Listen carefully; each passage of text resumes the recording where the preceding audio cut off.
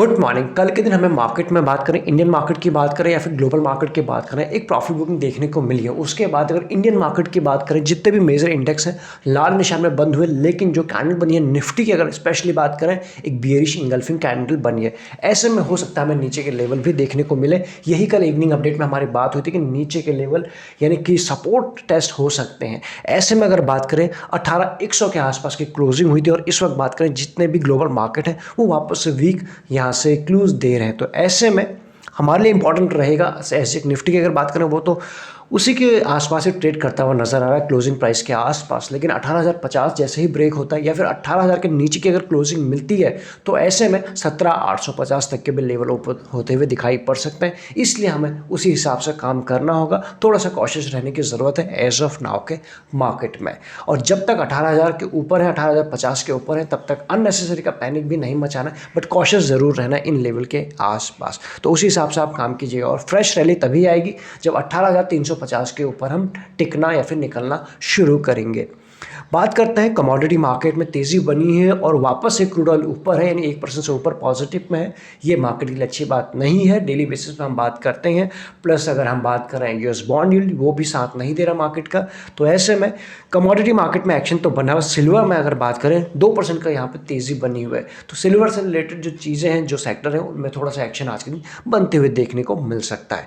बात करें currency market के, डॉलर भी वापस से मजबूत हो रहा है या फिर ये कहें रुपया वापस से वीक होता हुआ नजर आ रहा है धीरे धीरे। तो रुपया एंड उसके बाद अगर हम बात करें डॉलर, उसके बाद क्रूड ऑयल और उसके बाद यूएस बॉन्ड यील्ड, तीनों पॉजिटिव में जा रही है और मार्केट के लिए तीनों अच्छी बात नहीं होता इनका बढ़ना। तो ये है 3 रीज़न। इसके बाद बात करते हैं एफआईएस का, चौथा रीज़न जो बैक टू बैक पिछले 5 दिनों से सेलिंग कर रहे हैं। आपके सामने डेटा है, कल के दिन भी 1200 करोड़ से ऊपर की सेलिंग की है एफआईएस ने और डीआईएस ने भी सेलिंग की है। यानी दोनों ने हाथ मिलाए तो है, लेकिन सेलिंग की तरफ जो हमें और आपको थोड़ा सा कम पसंद आता है। तो ऐसे में कॉशियस रहने की ज़रूरत है। अब बात करते हैं इसके बाद जहां है एक्शन आज के दिन, Bajaj auto, L&T info, ICICI Lombard, ये वो कंपनीज हैं जिनका जो आज के दिन अपनी दिसंबर तिमाही के रिजल्ट पोस्ट करेंगे। इनके ऊपर एक्शन रहेगा। इसके अलावा भी अगर हम बात करें एल&टी इन्फोटेक के बाद Bajaj auto, Tata communication, JSW energy, ऐसे कुछ कंपनी है, सिंजीन या फिर सारेगामा इंडिया, जो आज के दिन अपनी कंपनी जो रिजल्ट पोस्ट करेंगी, इनके ऊपर आपको रखनी है नज़र।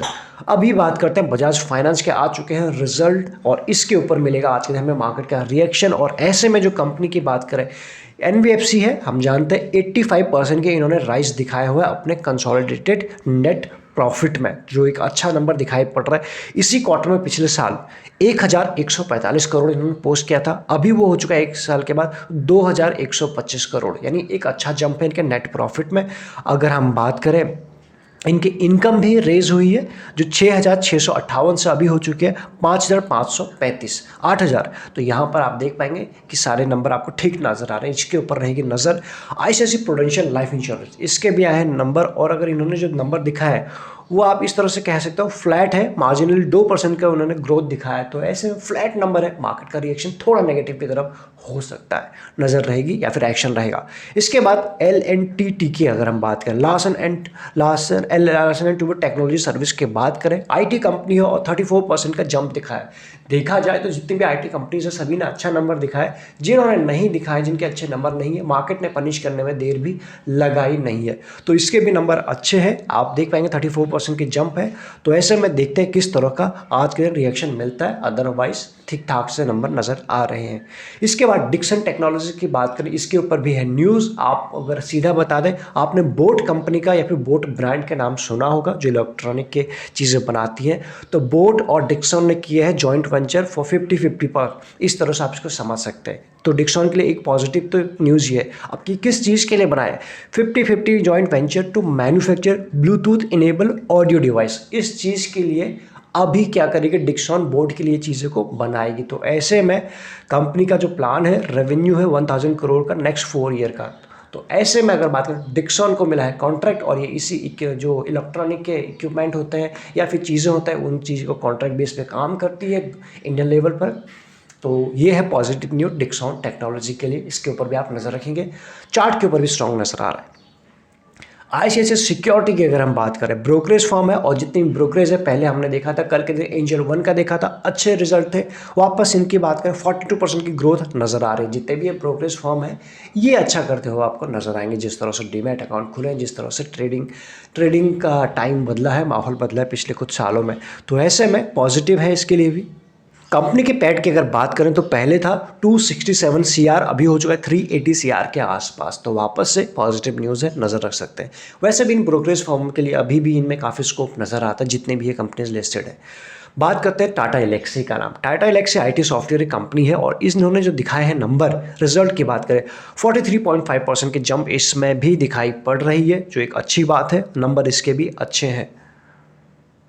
आईटी के बाद अगर बात करें ट्राइडेंट, ये ट्राइडेंट एक टेक्सटाइल कंपनी है और बहुत छोटे रेंज पे काम करता था पहले, 7 रुपये 8 रुपये, और आज के दिन ये बहुत दूर जा चुका है उस लेवल से अगर हम बात करें। तो ऐसे में 88% के इन्होंने दिखाया है जंप अपने कंसोलिडेटेड नेट प्रॉफिट में। प्रॉफिट आफ्टर टैक्स जो अभी निकल के आया हुआ है वो है 211 करोड़ के आसपास। पिछले साल इसी क्वार्टर में था 112, तो आप समझ पा रहे होंगे एक अच्छा जंप है। एक्शन इसमें ऑलरेडी बहुत ज़्यादा हो चुका है, अगर देखा जाए तो एक अच्छा इसमें अपमूव आ चुका है। आज के दिन रिएक्शन देखते हैं किस तरह से, क्या प्रॉफिट बुकिंग आती है या फिर और वापस से अपमूव देखने को मिलता है। चार्ट पे स्टडी अभी तक इसके ऊपर हमारी है नहीं। इसके बाद बात करें न्यूज़ेनिक, बेहतरीन कंपनी में इसका नाम भी निकल के आता है, आईटी कंपनी है, तो इन्होंने भी 35% का राइज दिखाया है वह अपने नेट प्रॉफिट में कंसोलिडेटेड बेसिस पर। इसके ऊपर भी रहेगी नज़र। पिछले साल 35 करोड़ के आसपास था, दिसंबर 2021 की बात करें अभी है जो बढ़ के निकल के आया 47 करोड़ के आसपास। तो ऐसे में आईटी कंपनीज के लिए अच्छी बात तो है। रिजल्ट तो अच्छे हैं, नज़र आप ये रखने के रिएक्शन कैसे मिलता है। इसके बाद बात करते हैं जस्ट डायल। जस्ट डायल ने बड़ा अंडर परफॉर्म किया पिछले कुछ टाइम में, तो ऐसे में रिजल्ट जब आए हैं तो डिक्लाइन हुआ है, 61% का डिप नज़र आया हुआ है इनके कंसोलिडेटेड प्रॉफिट में। जो पहले था इसी क्वार्टर की बात करें पिछले साल 49 करोड़, अभी वो हो चुका है 19 के आसपास। तो आप समझ पा रहे हैं कितना बड़ा डिप है। मार्केट में पनिशमेंट इसको आज के दिन मिल सकता है। वैसे भी इसी चक्कर में ये काफ़ी करेक्ट हो चुका है। देखते हैं आज के दिन कैसा काम होता है। सारे इंपॉर्टेंट न्यूज़ तो हमने कवर करने की कोशिश की जो इंपॉर्टेंट थे। अब आपको नज़र रखनी इंपॉर्टेंट लेवल्स के ऊपर, मार्केट के यानी इंडेक्स के। 18,000 या फिर मेक और ब्रेक का लेवल रहेगा 1850। ऑलरेडी एक सपोर्ट टूट चुका है जो 18,200 था, 18,150 था, वो टूट चुके। अभी नीचे की तरफ की जर्नी थोड़ी शुरू हो सकती है, 1-2 दिन और, तो उस हिसाब से आपको काम करना होगा। और जब तक 18,000 नहीं टूट रहा है तब तक थोड़ा सा देखना है कि किस तरह मार्केट अपना मूड बना रहा है। चलिए इस वीडियो में इतना ही। Thank you so much. सारे इंपॉर्टेंट लिंक्स आपको मिल जाएंगे डिस्क्रिप्शन में। लगे यूजफुल तो आप ज्वाइन बटन भी कंसिडर कर सकते हैं। Thank you so much.